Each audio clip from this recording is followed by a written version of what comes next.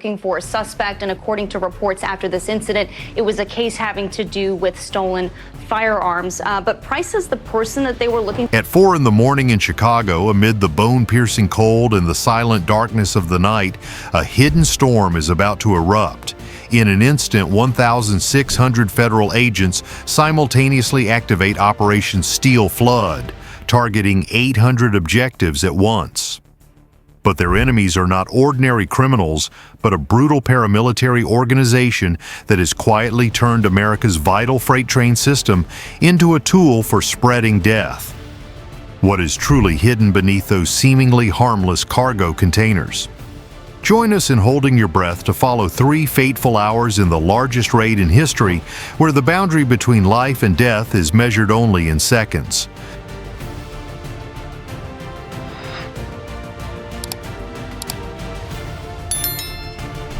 Get down, right now. Right side is clear. Hands up where I can see them. The community faces immense risks, with illegal drug use spreading widely across Chicago. At 4 in the morning, bone-chilling cold envelops the city in darkness. Simultaneously, 1,600 federal agents launch a surprise attack on 20 locations, targeting 800 objectives in a meticulously planned operation. This is no ordinary street gang, but the most brutal paramilitary organization from Mexico, which has quietly turned Chicago into a logistics hub for its criminal empire. They smuggle war-grade rifles and flood the Midwest with fentanyl, claiming the lives of thousands of Americans through everyday freight trains. Operation Steel Flood, the largest raid in the city's history, is about to erupt. The next 3 hours will keep you glued to the tense developments unfolding. The biggest raid in city history is about to begin. 2, 1, deploy forces. At 4 in the morning in Chicago, 1,600 federal agents, 20 locations, 800 targets identified. Watch as they take action. The largest raid in city history is about to unfold. 1,600 federal agents have flooded into Chicago for Operation Steel Flood, launching the most massive raid the city has ever witnessed to dismantle the fortified stronghold of the organized crime group Los Zetas. Chicago, a city built on constant motion, is about to be shaken to its core. The rail lines, warehouse districts, and endless flow of goods keep the entire Midwest thriving. But beneath the surface of this relentless movement, federal agents began to notice something taking root. Something organized, something deeply threatening. The Los Zetas group had infiltrated Chicago in the same way it spread across Mexico, silently with military precision. They are no ordinary street gang fighting over small turf. They are a paramilitary organization composed of elite former soldiers renowned for their strict discipline. The FBI has classified them as a national security threat, not merely a drug trafficking cartel. Their operations in Chicago were deeply intertwined with the city's logistics network, with heavy weaponry flowing through cargo ports before reappearing in foreign conflict zones. Money was laundered through transportation companies, while prohibited substances, including exceptionally pure methamphetamine, heroin, and massive fentanyl shipments, moved through industrial corridors into the Midwest. For many months, investigators uncovered only scattered fragments, suspicious containers, encrypted messages, unexpected clashes near abandoned lots, but no clear targets. Then a confidential informant emerged. A confidential informant reported a shipment of military-grade rifles moving through a warehouse in the southern part of the city. These were not ordinary handguns, but weapons designed for military purposes. When the intelligence reached the ICE Homeland Security Investigations Unit, the atmosphere in the Chicago field office changed immediately. Senior agents instantly recognized the pattern. Military rifles, high-level narcotics, and secret warehouses could mean only one thing. The Los Zetas group had entrenched itself far deeper than anyone had anticipated. But ICE could not handle this alone. Within days, the case was escalated to a joint interagency task force. The FBI's Joint Terrorism Task Force was the first unit to join, not because of the narcotics issue, but because Los Zetas operated with insurgency-style tactics, multi-layered command structures, couriers using coded language, and intimidation designed to pressure entire neighborhoods. The ATF followed, bringing their expertise in tracing weapons that vanished into international conflicts. The Chicago Police Department's Gang Intelligence Unit contributed critical street-level knowledge, safe houses, stash locations, subtle shifts in territory that federal databases never captured. Over the course of 3 years, the investigation spread like a shadow beneath the city, with surveillance teams rotating through rail yards and transportation hubs. Undercover agents infiltrated repair shops and warehouses believed to be storage sites for lost Zeta shipments. Listening devices intercepted coded phrases such as long tools, cold engines, and night packages, which were later decoded as rifles, narcotic shipments, and cash. ATF ballistics experts confirmed the grim reality. Some rifles recovered in foreign conflict zones originated from purchases in Illinois, routed through straw buyers, and ultimately delivered to Los Zetas. DEA chemists analyzed seized narcotics from routine traffic stops across the state. The purity was undeniable. This was Los Zetas grade product manufactured in industrial-scale facilities. What began with a single informant had grown into a comprehensive portrait of an organization that had established a deep logistics hub within Chicago's labyrinth of warehouses. By the end of 2024, federal prosecutors agreed that the evidence was solid enough to authorize an unprecedented takedown. By the winter of 2024, every involved agency knew exactly what they were facing. Los Zetas had not simply established a foothold in Chicago. They had built a fully operational center, fortified warehouses, armed guards, and a delivery network skilled at evading surveillance. Federal prosecutors decided it was time to act. The operation was codenamed Steel Flood, referring to the wave of federal agents that would strike just before dawn. At a heavily secured command center in the western part of the city, leaders from ICE, FBI, ATF, U.S. Marshal Service, Illinois State Police, and CPD gathered around a digital map marked with red dots. Each dot indicated a location linked to Los Zetas. Weapons caches, laboratories, stash houses, and 2 warehouses believed to be the main command centers. In total, 800 targets and 1,600 officers were assigned to the operation, a scale rivaling some of the largest federal missions in U.S. history.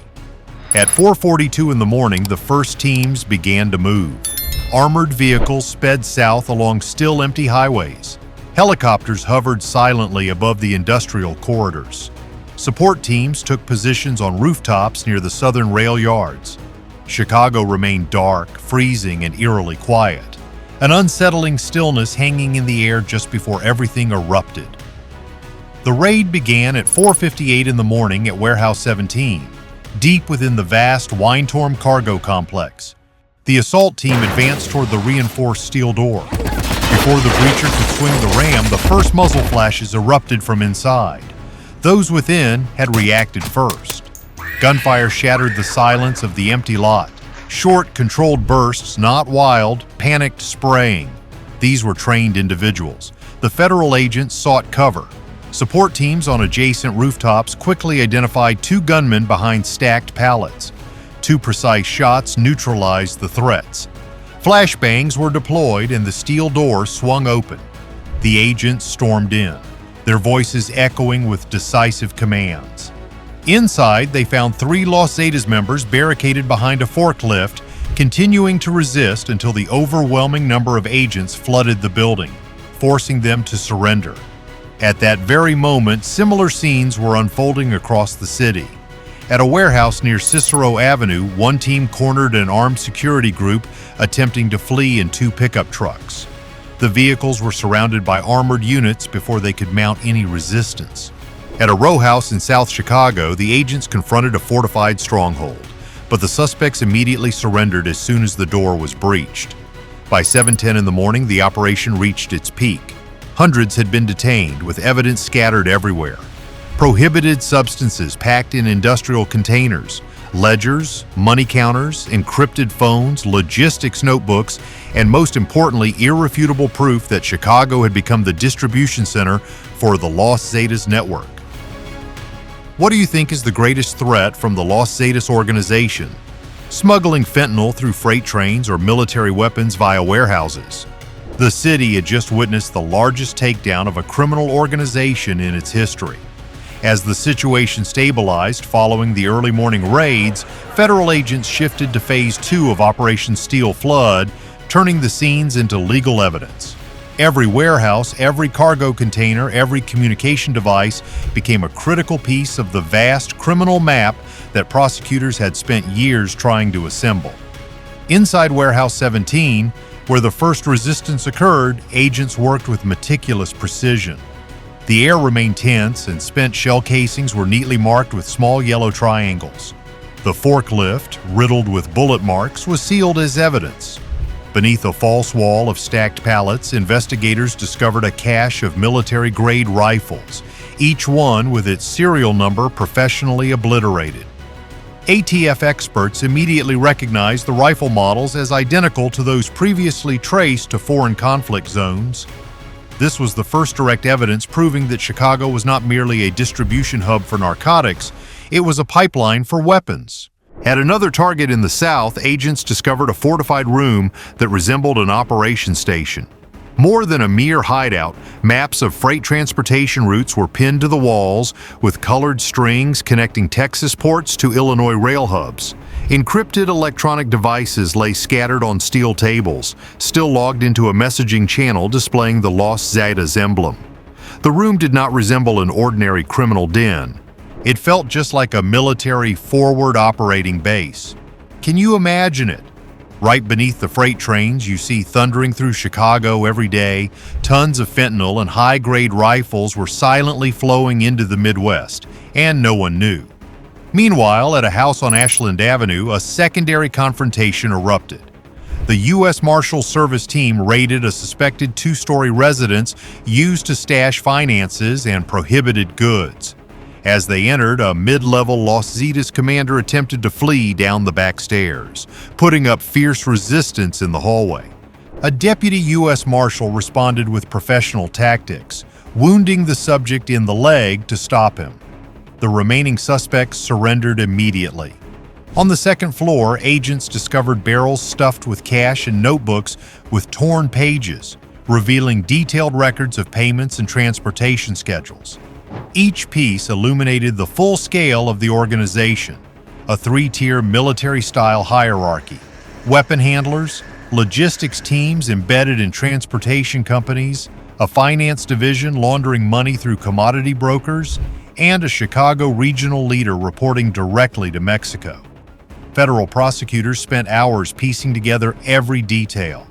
ATF experts matched dozens of rifles to seizures abroad. The DEA confirmed that the narcotics seized in Chicago originated from a single production network across the border. FBI analysts decrypted conversations outlining plans to expand distribution from Illinois into Michigan, Wisconsin, and parts of Ohio. By the end of the weekend, the evidence filled an entire federal warehouse. The charges were massive, including conspiracy to distribute controlled substances, international weapons trafficking, illegal money laundering, and material support for a criminal enterprise. Some defendants faced extremely high mandatory minimum sentences. Others, especially those involved in the weapons pipeline, faced life imprisonment. What started as scattered intelligence fragments had transformed into a rock-solid case strong enough to dismantle a paramilitary organization operating right in the heart of one of America's largest cities. Chicago had witnessed the battle. Now the city would watch the aftermath unfold. In the hours following Operation Steel Flood, Chicago fell into a hush, the kind of silence that envelops a city after a storm no one knew was raging until it passed. Police radios crackled non-stop. Federal convoys moved through the industrial corridors. Helicopters patrolled the southern skies, but for the first time in years, every movement was controlled and methodical, no longer dictated by Los Zetas. However, the operation was far from over. Inside the command center, agents monitored signals and drone footage from the remaining target areas. Not every Los Zetas member had been captured in the initial wave. Some had slipped away into abandoned zones the moment the first site was hit. Others attempted to regroup, clinging to their old operational patterns. They sought high ground, rooftops, vantage points, anywhere they could counterattack or find an escape route. One such standoff erupted near the old grain silos along the Calumet River. An ICE ATF rapid response team detected movement on the upper floors of an abandoned factory. Thermal imaging revealed two armed suspects hiding behind old machinery. As the team advanced, the suspects opened fire from above, creating highly dangerous situations. The agents found safe positions and returned fire. The firefight lasted less than 40 seconds but was intensely tense, a clear reminder that Los Zetas would not surrender easily. Once the suspects were subdued, the final sweep began. Over the next 48 hours, federal agents cataloged everything still hidden. Basement stash compartments, meticulously packaged fentanyl bundles bearing distinctive stamps, cabinets filled with weapon parts and tactical gear, and ledgers listing payments to drivers across 5 states. Chicago leaders held a joint press conference at City Hall. Standing together, federal, state, and local officials made it clear that this was not just a victory, it was a stark warning. Los Zetas had attempted to establish a fortress in America's largest logistics hub and had come dangerously close to succeeding. In the hardest-hit neighborhoods, residents stepped out of their homes, watching federal convoys depart down streets that had once been shrouded in fear. For many years, many residents had lived with the constant presence of unfamiliar vehicles in the dead of night, discreet handoffs near the docks, and the quiet understanding that certain areas were no longer truly safe. Now, for the first time, there was a cautious sense that control was gradually being restored. But there were no celebrations, because Chicago, like the federal commanders, knew the truth. Removing hundreds of Los Zetas members had created a vacuum, and that vacuum could attract other groups. Smaller groups could rise to take their place, and other international organizations might move in to claim the territory. Federal agencies committed to maintaining a long-term presence, sustaining intelligence teams and patrol units to support local forces. Community groups also began to step up, taking action to help rebuild the neighborhoods that had suffered the most. Youth programs, reintegration support, and genuine job creation efforts aimed to keep vulnerable young people from becoming the next targets for criminal groups. In the end, Operation Steel Flood did more than dismantle a criminal network. It revealed just how close Chicago had come to becoming a permanent hub in an international crime system. The battle has been fought. The city has prevailed. What happens next will determine whether this outcome endures. Ultimately, Operation Steel Flood was not just a raid, it was a costly lesson, a stark reminder that even in America's largest and fastest-paced city, dangers can grow silently in the shadows of the very systems we all rely on. Operation Steel Flood stands as one of the most remarkable interagency collaborations in recent history. More than 1,600 agents from various agencies coordinated simultaneous raids on 20 locations, arresting hundreds of key figures and seizing massive quantities of prohibited substances and weapons. The operation exposed an alarming level of infiltration into the nation's logistics hub. The streets are safer now and the message is clear, but a vacuum remains. Positive outcomes can only be sustained through community support, social programs, and long-term cooperation among law enforcement agencies. Chicago has addressed the immediate major threat. Now the city must maintain long-term stability. The lesson from Chicago shows that the greatest danger is sometimes not open conflicts. It is the silence when an organization quietly exploits the very rail lines, highways, and warehouses that the entire country relies on to build an illicit system. They do not need to draw attention to control areas. A few unnoticed containers are all that is necessary. Every time you see a freight train moving or a convoy of trucks on the road, remember that constant vigilance is essential. Only through the vigilance of every citizen and seamless coordination among agencies can similar incidents be prevented in the future. This is not solely the responsibility of law enforcement, it is the responsibility of all of us. Operation Steel Flood has concluded with hundreds of suspects in custody and massive quantities of dangerous evidence seized. Yet Chicago remains cautious, fully aware of the challenges that lie ahead. When one threat is eliminated, new risk must always be guarded against to prevent them from taking its place. The most important lesson for viewers is multidimensional vigilance in a modern society. Dangers do not come solely from open conflicts on the streets, but also from silent, systematic infiltration into essential infrastructure, rail lines, warehouses, and transportation networks. The Los Zetas organization has proven that by controlling logistics choke points, they can transport tons of prohibited substances and war-grade weapons without detection. The lesson is clear. The greatest threat to community security may be lurking in the shadows of the very systems we trust and rely on every day. Operation Steel Flood has ended, but the lesson from Chicago remains profoundly relevant. The greatest dangers often arise from silence, when an international organization quietly seizes control of our essential logistics systems. We have won the battle, but the power vacuum could soon be filled. What do you think is most crucial for Chicago to secure lasting stability after this takedown? Is it sustained cooperation among law enforcement agencies or active community involvement? Share your thoughts in the comments below.